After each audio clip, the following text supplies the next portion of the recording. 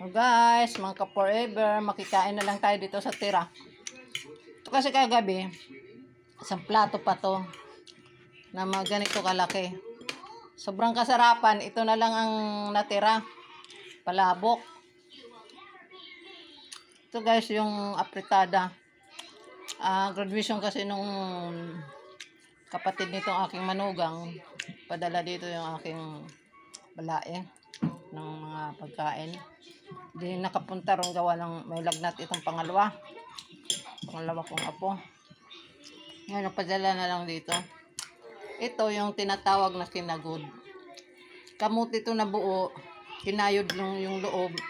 Tapos, nilagyan ng buko, tsaka gata, yung kinayod, tsaka pinalaman. Tsaka ngayon pinakuluan naman ng kakang gata or pangalawa hanggang sa maluto. Ito yun oh. Sarap siya guys. Ito naman yung kaninang pinakita ko rin. Ito yung kamuting kahoy na may palaman na nyug sa loob. Tinatawag na cassava roll.